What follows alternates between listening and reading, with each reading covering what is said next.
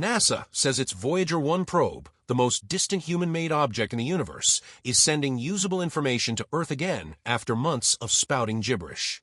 After 45 long years drifting through the endless silence of space, Voyager 1 is finally making its way back home. This surprising announcement has shocked space fans around the world, as the tiny spacecraft, once sent to explore the far reaches of our solar system, now gears up for a return journey. With its legendary adventures behind it and unprecedented discoveries making headlines, Voyager 1's homecoming promises more secrets and excitement than ever before. Get ready for a cosmic reunion.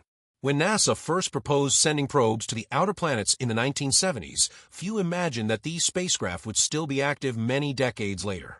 The Voyager program officially took shape against the backdrop of a rare planetary alignment that occurs roughly every 176 years, allowing a spacecraft to visit several giant planets in one extended tour. NASA intended to exploit this alignment with up to 4 probes, but due to budget cuts, only 2 were built, Voyager 1 and Voyager 2. Their missions were planned for about 5 years, with the main objective of investigating Jupiter, Saturn, and possibly, if all went well, continuing onward to Uranus or Neptune. Voyager 1 launched second from Cape Canaveral, Florida, on September 5, 1977, just weeks after Voyager 2's August launch. Despite its numbering, Voyager 1 would exit the inner solar system more quickly due to its faster trajectory. Early in the design phase, no one at NASA seriously expected that data would continue streaming back more than 4 decades later. Flying on the cusp of the 1980s, Voyager 1 carried a modest suite of instruments as well as an onboard computer with far less memory than a basic smartphone today. Engineers faced serious limitations: power availability, data transmission rates, and onboard memory capacity restricted how much information each probe could gather and send. Early crisis points almost ended Voyager 1's journey even before it got going. Its launch rocket came dangerously close to fuel depletion. Nonetheless, the spacecraft successfully rose above Earth's atmosphere, setting sail on a journey that would break distance records. Today, Voyager 1 remains the farthest functioning human-made object, operating in places that scientists of the 1970s could only imagine with hazy speculation. This dramatic longevity is partly due to the spacecraft's 3 radioisotope thermoelectric generators, RTGs. By converting heat from plutonium-238 decay into electricity, these RTGs continue feeding power to Voyager 1's remaining instruments, though with a gradual decline each year. Over time, mission controllers have selectively switched off various subsystems to extend its operational life. This ongoing careful management has allowed Voyager 1 to keep gathering and transmitting data, revealing new details about our cosmic neighborhood and beyond. Voyager 1 was launched more than 40 years ago in 1977, during a time when many of today's space fans were not even born.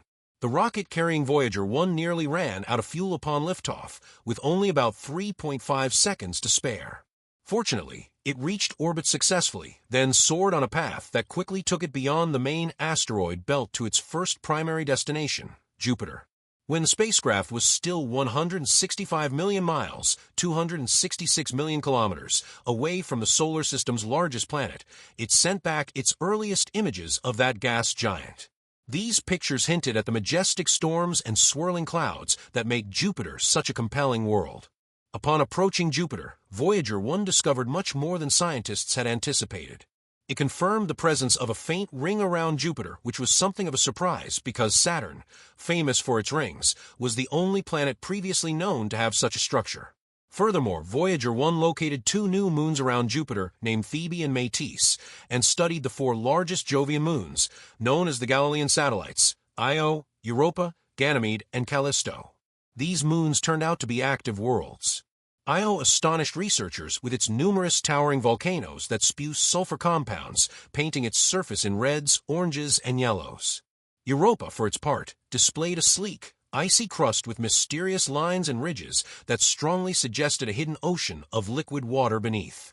All of these discoveries signaled that the Jovian system alone was teeming with complexity, from volcanic activity to subsurface oceans, challenging older notions that such distant moons must be cold, inactive objects. The mission then directed Voyager 1 toward the ring planet Saturn.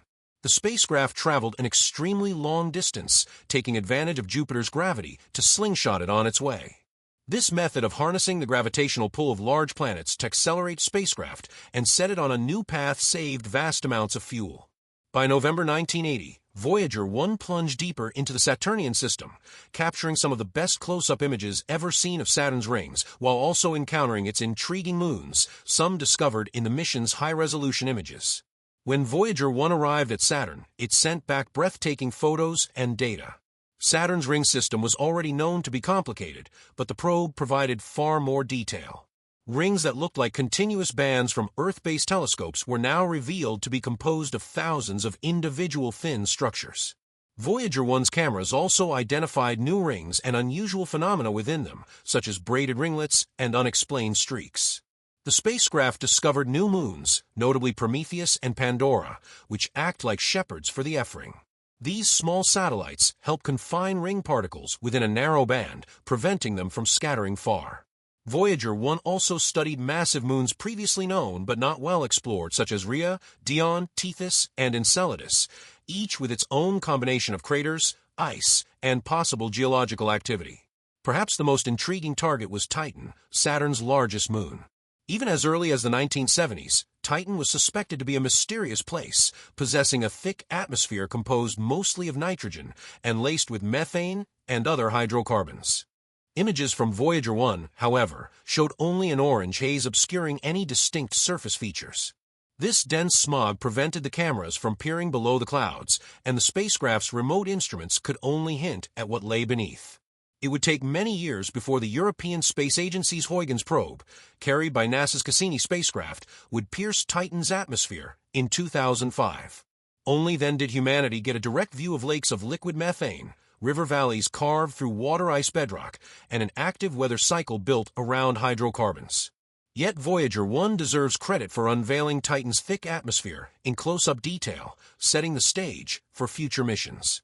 After the encounter with Saturn, Voyager 1 moved on its outward trajectory, which meant the end of its primary planetary exploration track.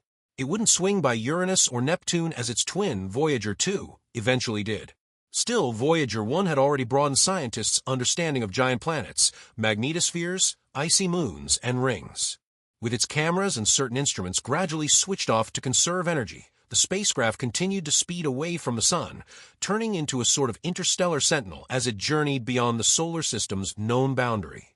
Even after NASA declared Voyager 1's planetary mission complete, the spacecraft was called upon in 1990 to capture one of the most memorable photographs in space exploration history, the pale blue dot. On February 14, 1990, mission controllers instructed the probe to turn back toward the Sun and take a series of snapshots, creating a family portrait of most of the solar system's planets.